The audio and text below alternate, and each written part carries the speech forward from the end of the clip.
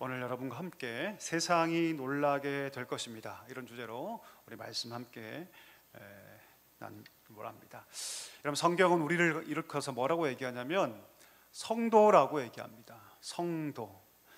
성도란 말을 그냥 직역하면 거룩한 사람들이란 뜻이죠. 그럼 거룩은 뭘까요? 거룩은 어떤 뜻이냐면 구별되었다는 뜻입니다. 하나님께서 우리를 어떻게 했다? 구별하셨다. 여러분, 내가 가진 많은 것들이 있지만 그 중에서 무엇을 구별하십니까? 보통 좋은 것들, 소중한 것들을 구별하죠. 그렇죠? 의미가 있지 않으면 우리는 구별하지 않습니다. 하나님이 우리를 구별했다는 것은요, 우리가 하나님 앞에서 굉장히 존귀한 자라는 것이죠. 그런데 하나님께서 우리를 구별했기 때문에 우리가 존귀한 자답게 살아가야 합니다. 아멘이십니까? 예. 세상과 같다면 존귀하지 않죠. 가치가 없죠. 세상과 같다면 여러분 존귀하지 않습니다. 가치가 있지 않습니다. 하나님이 우리를 거룩하게 구별하셨고 우리를 가치 있다고 여기신다면 우리는 어떻게 살아가야 합니까? 세상과 구별되어 살아가야 할 줄 믿습니다. 자, 그러면 여러분, 세상과 구별되어 산다는 것은 두 가지 의미가 있어요. 첫 번째는 소극적인 의미에서 기본적인 의미인데 한번 따라 하실까요? 죄를 버리는 것이다. 죄를 버리는 것이다. 이게 소극적인 가장 기본적인 의미예요. 구별된다는 것은 무엇이라고요? 죄를 벗어버리는 것입니다. 여러분, 우리는 죄악에서 해방된 사람들이죠. 그렇죠? 여러분, 짐승이 있는데 짐승이 올무에 발이 걸렸어요. 아무리 발버둥 쳐도 자기 힘으로는 그 올무를 벗을 수가 없습니다. 근데 누군가 와서 그 올무를 벗겨준 거죠. 그러면 여러분, 그 동물이 다시 그 올무를 밟을까요? 안 밟을까요? 절대 밟지 않습니다. 왜요? 그 올무는 결국 나를 죽이는 것이기 때문이죠. 죄는 올무라고 얘기하는데 죄에서 해방된 사람들이라면 죄가 미워집니다. 죄의 고통을 알기 때문이죠. 죄의 악 영향을 알기 때문이죠. 그래서 성도는 죄를 미워하고 죄를 조장하는 세상의 풍조나 악한 관습을 따라가지 않게 됩니다. 그리고 하나님의 선한 마음과 생각을 품게 되죠. 이게 첫 번째 의미입니다. 자, 두 번째 거룩의 의미가 있는데 그것은 무엇이냐면 하나님의 뜻을 따라가는 겁니다. 소극적으로는 죄를 범하지 않는 것과 더불어서 하나님의 선하시고 기뻐하시고 온전한 뜻이 무엇인가를 분별하고 그 뜻을 따라 살아가는 것. 때로 그 뜻을 따라 살아갈 때 손해볼 수도 있죠. 예, 고통을 당할 수 있습니다. 어려운 일을 당할 수 있어요.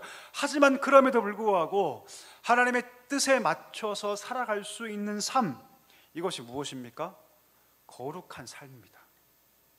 오늘 그런 삶을 살았던 자들을 오늘 성경이 소개하고 있는데, 자, 지난주 말씀 한번 떠올려 볼까요? 오순절날 하나님이 디자인하시고 계획하신 바로 그날, 때가 꽉 차서 하나님의 그 날에 성령이 임하심으로 두려움 덩어리였던, 악한 말밖에 할 줄 몰랐던 그들이 변화되어서 누가 됩니까?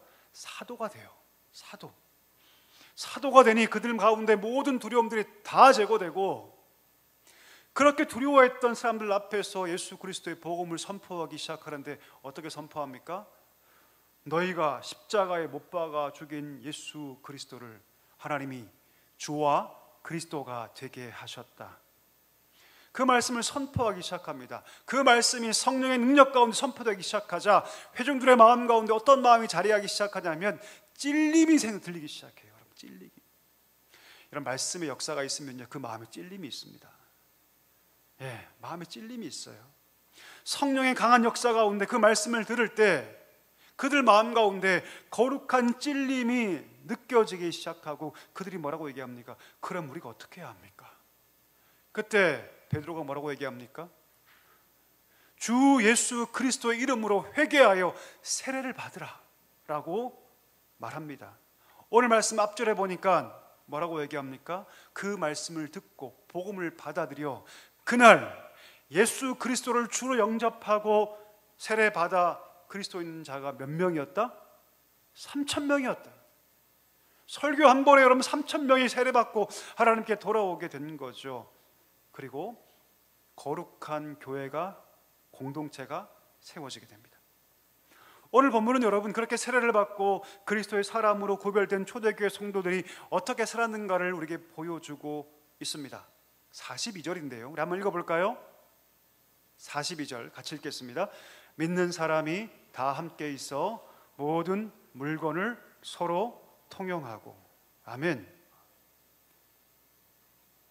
42절이 다시 한번 띄워주십시오. 42절. 잘못 읽었네요. 자, 성경 보고 읽어봅시다. 42절 성경 보고 시작. 그들이 사도의 가르침을 받아 서로 교제하고 떡을 떼며 오로지 기도하기를 힘쓰니라. 오늘 초대교회가 어떻게 다른 삶을 살았는가를 세 가지로 보여주고 있는데, 첫 번째 뭡니까? 서로 교제하고, 두 번째 떡을 떼고. 떡을 뗀다는 것은 무엇이냐면, 그 당시에 모여서 가장 먼저 뭘 했냐면 성찬식을 했거든요. 지금 우리는 1년에 한 3번, 4번밖에 하지 않지만 초대교회는 여러분 예수님께서 직접 정하신 가장 중요한 것이라고 판단돼서 모일 때마다 뭐 했다? 성찬식을 했어요.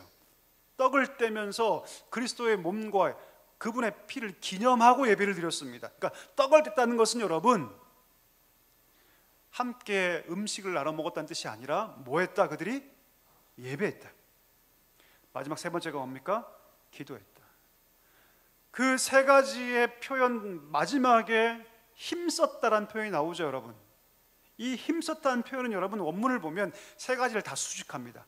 정리하면 초대교회 공동체는 교제하기를 힘쓰는 공동체였고, 떡을 떼는, 다시 말하면 예배하기에 힘쓰는 공동체였고, 마지막 기도하기를 힘쓰는 공동체였다.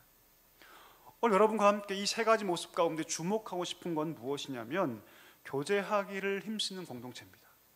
여러분, 그들은요 교제하기를 힘쓰는 공동체입니다. 여러분, 예수를 믿게 되고 그 마음 가운데 복음이 임하면요 뭐가 회복되냐면 교제가 회복돼요. 여러분 믿으십니까? 교제가 회복돼요. 놀랍죠? 자기밖에 모르고 자기 삶의 철옹성을 쌓았던 자들이 그 성을 다 무너뜨리고 뭐 하기 시작하냐면 교제하기 시작해요.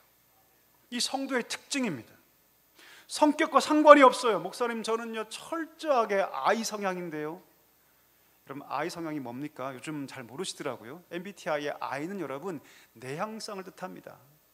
목사님, 저는 정말로 소극적이고 내향적인 사람이라 누구에게 말 한마디 붙이지 못합니다. 그런 자도 여러분 예수를 만나면요 뭐 하기 시작하냐면 교제하기 시작합니다. 헬라어로 코이노니아라고 얘기하죠. 교제, 그냥 교제가 아닙니다. 깊이 있는 교제를 의미합니다.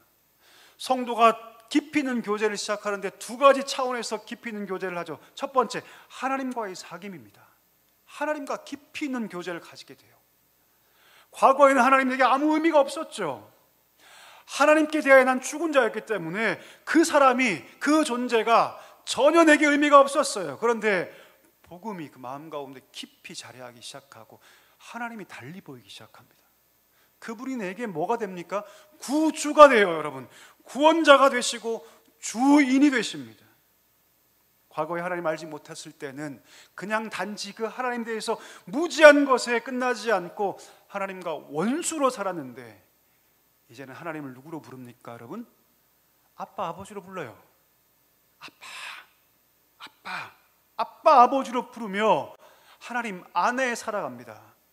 그리고 하나님을 향한 거룩한 관심이 우리 가운데 생기게 되는 것이죠. 놀라운 사실은 뭡니까 여러분? 이 하나님과의 관계가 모든 교제의 기초예요. 우리 한번 따라해 주실까요? 하나님과의 교제가 모든 관계의 기초이다. 여러분 믿으십니까? 사람과의 좋은 관계를 여러분 유지하고 싶으세요? 그럼 먼저 뭐부터 회복돼야 되냐면 하나님과의 관계가 회복돼야 돼요. 사람과의 관계가 깨져 있다, 그 이면에 뭐가 있냐면 하나님과의 관계가 깨져 있는 경우가 너무나 많이 있어요. 여러분, 하나님으로부터 오는 사랑과 은혜를 내가 공급받지 못하니 내 마음이 말라 비틀어지고 좁아지고 여유가 없어지고, 그러니 다른 사람에게 아무것도 할 수 없는 존재가 되어버리는 거죠.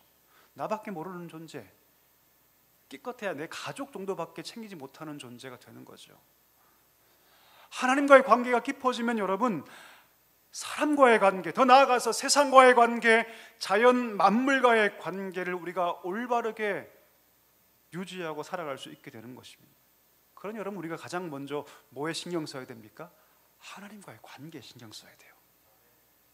이것이 무너지면 사람과의 관계도 무너지기 시작해요. 세상과의 관계도 무너지기 시작합니다. 여러분, 축복합니다. 우리 귀한 성도 여러분, 하나님과의 깊이 있는 관계, 깊이 있는 사귐이 있게 되기를 주의 이름으로 간절히 축복합니다. 자, 두 번째 측면이 있죠. 자, 하나님과의 깊이 있는 사귐이 첫 번째 코이노이니아라면, 두 번째 측면은 무엇입니까? 성도들 사이의 교제입니다. 놀랍게도 하나님께 우리를 부르실 때 그냥 부르시지 않아요. 하나님께서 뭐라 부르시냐면 우리를 가족으로 부르세요. 우리 한 명 한 명을 하나님의 식탁에 앉은 하나님의 하우스홀드, 권속으로 부르신다고요. 하나님 아버지가 식당 한가운데 앉아 계시고 하나님께서 그의 음식들을 우리 한 가족, 우리 식구들에게 함께 나누어 주신다는 것이죠. 그래서 우리 가족들도 혈연 관계이지만 성도들도 혈연 관계입니다. 영적인 혈연 관계, 그리스도의 피로 맺어진 영적인 혈연 관계. 그래서 여러분, 우리가 서로를 향해서 뭐라고 부릅니까? 형제, 자매. 처음 교회 오신 분들은 막 낯간지로 하더라고요. 형제님, 자매님 그러면요, 굉장히 힘들어 하시더라고요. 제가 몰랐는데 사실 그 호칭 이면에는 여러분, 우리 가운데 영적인 혈연 관계가 있다는 것을 전제하고 있습니다. 그리스도 안에서 그 보혈로 말미암아 함께 한 식탁으로 부름받은 하나님의 권속, 하나님의 식구들. 그러니 여러분, 우리는 그 식탁 안에서 하나님 허락하시는 거룩한 양식을 먹으며 함께 교제해야 한다는 것이죠. 오늘 초대교회 성도들이 어떤 교제를 나누었는지를 잘 보여주고 있는데, 우리 44절과 45절 말씀 띄워주시고요, 우리 같이 한번 읽어보도록 하겠습니다. 믿는 사람이 다 함께 있어 모든 물건을 서로 통용하고 또 재산과 소유를 팔아 각 사람의 필요를 따라 나눠주며. 아멘.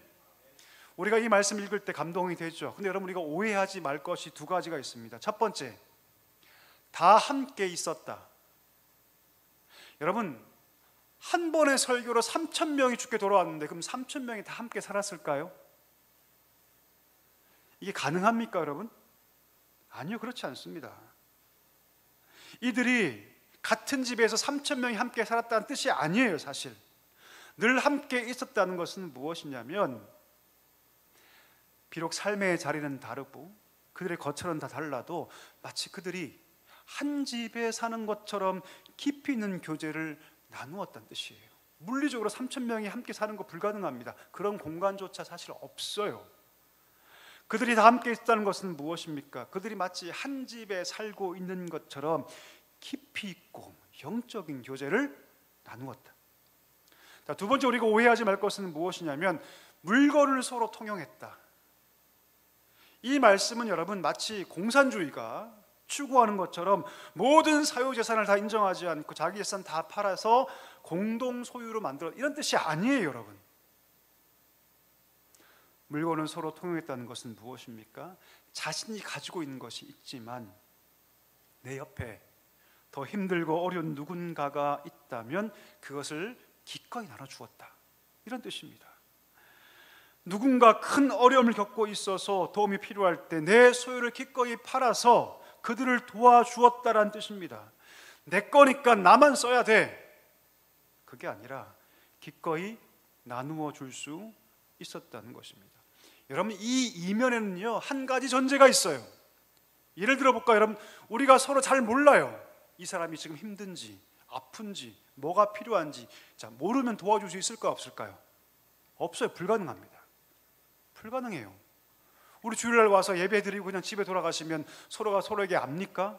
힘들고 아픈지 어려운지 뭐가 필요한지 압니까? 모르죠. 오늘 이 초대교회가 자기의 소유를 내어주어 상대방을 도와주었다는 말 이면에는 무엇이 있냐면, 모든 성도들이 자기의 삶을 다 오픈하고 자기의 마음을 다 오픈하고 하나님께 드러내었다는 것입니다.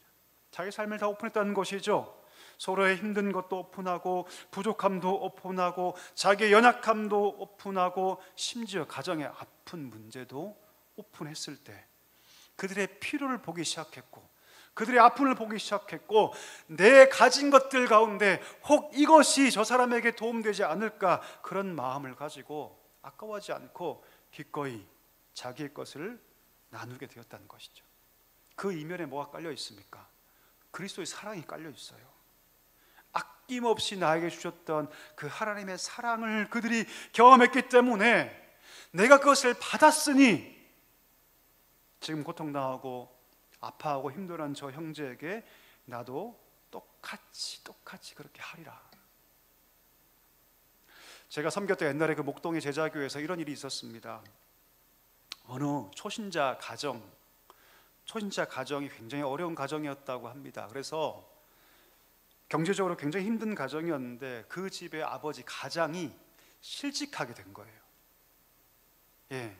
속된 말로 잘렸습니다. 아버지가 실직하게 되면 큰 어려움이 가정에 닥치게 되죠. 심각한 경제 상황이 벌어지게 되는데 어디까지 이 가정이 떨어지냐면 심지어 전기세까지는 못 내는 그런 상황 가운데 떨어지게 됩니다. 그 집에 아들이 한 명 있었는데 중학생이었어요. 중학교 1학년짜리가 자기 반 선생님이 청년부 교사였어요. 청년부 교사. 제가 청년부 담당하고 있었는데 청년부 교사였는데 중학생 그 아이가 자기 반 담임이었던 청년부 선생님에게 조용하게 얘기한 거예요. 선생님, 사실 저희 집에 전기가 안 들어와요. 여러분이 선생님이라면 그 말 듣고 어떻게 하시겠어요? 그래, 어떡하냐. 보통 그러고 넘길 수도 있겠죠. 그런데 이 청년부 선생님은요, 가만히 있지 않습니다. 청년부에 가서 자기 셀 안에서 이것을 나누기 시작해요. 우리 반에 이 아이가 있는데 그 집이 지금 이런 심각한 어려움이 있습니다. 그러니까 우리가 도와줍시다. 그 말을 듣고 여러분, 그 셀 안에 있던 어떤 청년은요, 그 달치 자기 월급을, 한 달치 월급을 다 내어줍니다. 그리고 그 셀이 몰래 그 아이를 돕기 시작해요. 이것이 알려지기 시작했죠. 제 교회도 들어왔어요. 그래서 여러분, 우리 대학부가 그 가정을 위해서 헌금하기 시작했습니다. 그 아버지가 얼마나 감동인지 몰라요, 여러분. 제가 아직도 기억이 나요, 여러분. 교회에서 그분을 만나서 몰래, 다른 사람이 알면 좀 그러니까 몰래 오랫동안, 상당 기간 동안 그 가정을 도왔고, 놀랍게도 그분의 신앙은 정말로 일치월장 성장했습니다. 여러분, 성도의 교제라는 것은 이런 것이죠. 한 공동체가 한 사람의 약함과 아픔을 바라볼 때 침묵하지 않는 것. 오늘 초대교회를 보십시오. 수많은 고아와 과부가 있었겠죠. 수많은 아픔이 있는 사람이 있었겠죠. 그런데 그들을 위해서 자기의 것을 조금도 아까워하지 않습니다. 그 결과 43절 한번 띄워주시죠. 우리 43절 한번 읽어볼까요? 같이 읽겠습니다. 사람마다 두려워하는데 사도들로 말미암아 기사와 표적이 많이 나타나니, 사람이 두려워했다는 것이죠. 이 장면을 바라보고 많은 세상 사람들이 두려워했다는 것입니다. 어떤 두려움이었을까요, 여러분? 어떤 두려움? 나는 할 수 없는데 어떻게 저 교회 성도들은 저렇게 할 수 있을까? 무슨 말이냐면 여러분, 이 두려움은요, 거룩한 두려움입니다. 경외심이라고 얘기하죠. 나도 삶을 살고 내 주위에도 어려운 자들이 있고 내 주위에도 고통한 자들이 있는데 어떻게 저 교회는 저렇게 할 수 있을까? 그 모습을 바라보며 세상 사람들이 거룩한 두려움, 경외심을 가지게 됐다는 것이죠. 우리 한번 생각해 볼까요, 여러분? 우리가 모여서 예배해요. 우리가 모여서 기도합니다. 그 모습 보고 세상 사람들이 놀랄까요? 놀라지 않아요, 여러분. 우리가 기도하고 예배하는 모습 가지고는 놀라지 않습니다. 왜요? 그건 당연한 거거든요. 예수 믿는 자들이 모여서 기도하는 거 당연한 거 아닙니까? 예수 믿는 자들이 모여서 예배하는 거 그거 당연한 거 아닙니까? 그런데 세상이 놀라는 부분이 있습니다. 그것은 무엇이냐면 성도의 교제예요. 성도의 교제. 세상에도 모임 많이 있죠. 개모임도 있고 동청회 모임도 있고 운동 모임도 있고 산악회도 있고 취미 모임도 많이 있죠. 그런데 거긴 다 목적이 있습니다. 어떤 목적입니까? 자기의 유익과 만족이라는 목적이 있어요. 그러나 성도의 교제는 목적이 다르죠. 첫 번째 어떤 목적입니까? 하나님을 기쁘시게 하는 목적이 있습니다. 마치 우리 자녀들이 힘들고 어려울 때 서로가 서로에게 힘이 되어주는 모습 보면 우리 부모님이 기뻐하듯이, 여러분, 우리가 서로 그렇게 교제하면 누가 가장 기뻐하십니까? 예, 한번 따라 하실까요? 하나님이 가장 기뻐하신다. 예, 이것이 우리의 목적입니다. 두 번째, 성도와 교제할 때 여러분, 예, 내 유익을 위해서가 아니라 서로에게 유익을 주기 위해 돕는 것이죠. 어려운 이가 있다면 그를 돕고 힘든 이가 있다면 그를 세워주는 것. 누군가 마음이 무거워서 넘어지려고 할 때 넘어지지 않도록 내가 그의 버팀목이 되어주는 것. 누군가 쓰러지려고 할 때 손 내밀어서 그 손을 잡아주는 것. 마치 하나님이 직접 그 손 잡아주는 것처럼 잡아주는 것. 이것이 여러분, 우리가 감당해야 할 사명인 줄 믿습니다. 하루아침에 이게 될까요, 여러분? 하루아침에 이런 성도의 교제가 가능할까요? 아니요, 그렇지 않습니다. 그렇지 않아요. 이 멋진 성도의 교제가 가능하기 위해서는요, 반드시 한 가지 조건이 있는데, 그것이 무엇입니까? 우리 42절 보니까 어떤 말이 있어요? 그들이 사도들의 가르침을 따라, 사도들의 가르침을 따라. 예수를 믿는다고 여러분 우리의 삶이 한 번에 바뀝니까? 그렇지 않습니다. 반드시 과정이 필요한데, 그 과정이 무엇이다? 말씀이 우리 안에 거해야 된다는 것이죠. 우리 초대교회 성도들은요, 말씀을 배웠습니다. 그리고 그 말씀을 따라서 그들이 교제하기에 힘썼고 예배하기에 힘썼고 그들은 함께 기도하기에 힘썼다는 것이죠. 여러분, 우리 가운데 말씀이 충만하게 거해야 할 줄 믿습니다. 우리가 가르침을 받을 때 우리 마음 가운데 복음이 임하게 되고 그 진리가 우리의 삶을 이끌기 시작하죠. 그럼 진리가 우리 삶을 이끈다는 것은 무엇입니까? 성령께서 우리 삶을 인도하시는 거예요. 예, 성령께서 우리 삶을 인도하신다는 것이죠. 우리 힘으로 교제할 수 있어요? 불가능합니다. 우리 힘으로 예배할 수 있습니까? 불가능해요. 우리 힘으로 기도할 수 있습니까? 불가능해요. 그러나 말씀이 우리 가운데 충만하게 임하기 시작할 때, 그때 비로소 그 말씀을 가지고 성령께서 우리 삶 가운데 역사하신다는 것이죠. 우리 말씀 한 구절 읽어볼까요? 골로새서 1장 29절 말씀 같이 한번 읽어보겠습니다. 이를 위하여 나도 내 속에서 능력으로 역사하시는 이의 역사를 따라 힘을 다하여 수고하노라. 성령께서 지금 어떻게 하신다고요? 내 속에서 능력으로 역사하고 계신다. 할렐루야. 하나님께서 지금 내 삶 가운데 역사하고 계신다.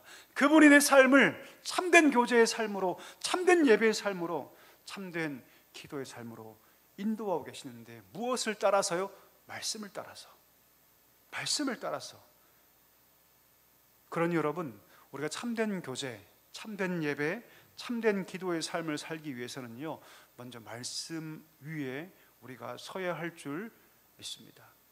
얼마나 말씀을 읽고 계십니까? 얼마나 말씀을 듣고 계십니까? 오늘 제가 전하는 말씀 여러분 귀에 들리고 계십니까? 참 안타까운 것은 무엇이냐면, 일주일에 한 번 드리는 이 예배조차도 집중하지 못하는 분들을 볼 때 참 안타까워요, 사실은요. 물론 여러분, 제가 능력이 없고 말재주가 없고 언변이 부족해서 그럴 수도 있겠죠. 그러나 저는 그건 절반이라고 생각합니다. 우리 자세가 아닐까요? 우리의 자세. 우리가 마음이 열리고 주를 향하여 이 말씀이 얼마나 중요한지를 깨닫고 듣고자 한다면 단 한 가지라도 듣고 가지 않을까요, 여러분? 그런데 주일날 와서 여러분 예배 드릴 때 들으려고 하지 않는 분들이 참 많이 계시는 것 같아요. 너무나 안타깝습니다. 너무나 안타까워요. 오늘 초대교회 성도들은 여러분, 사도들, 그 누굽니까? 갈리 사람들 아닙니까? 못 배운 자들 아니에요, 여러분? 그 갈리 사람들, 그 사도들, 제자들, 여러분 그들에게 집중합니다. 말씀을 들으려고 하죠. 그리고 그들의 가르침을 따라서 교제하고 예배하고 기도하기를 힘썼을 때 세상이 그들을 바라보며 경외하기 시작합니다. 화려한 건물에 압도되어서, 저 사랑의 교회 가보십시오. 건물이 얼마나 화려합니까? 이번에 우리 어르신 야외 갔더니 버스 기사가 맨 앞에 이게 그 LED 전광판에 사랑교회가 아니라 사랑의 교회라고 적어놨더라고요. 사랑의 교회라고. 재밌기도 했지만 좀 씁쓸했습니다. 여러분, 사랑의 교회와 사랑교회는 건물로 게임이 되지 않습니다. 누가 사랑교회 바라보면서 와, 화려한 건물을 가지고 누가 그러겠습니까? 여러분, 아무도 안 그렇죠. 낡았네, 오래되었네, 건물이 퇴색됐네.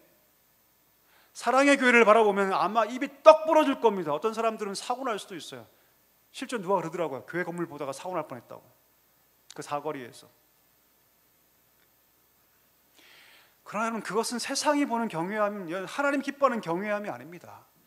정말 하나님 기뻐하시는 세상을 향한 하나님 우리의 그 경외함은 무엇이냐면 성령의 인도하심을 따라 우리 가운데 심겨진 말씀을 매개로 성령이 역사하고 오늘도 역사하고 계신데, 그 성령의 역사를 따라 우리가 힘을 다해서 교제하고 힘을 다해서 예배하고 힘을 다해서 우리가 기도할 때 세상이 경외하게 될 것이라고 말씀하고 있다는 것이죠. 이게 진짜 경외함입니다.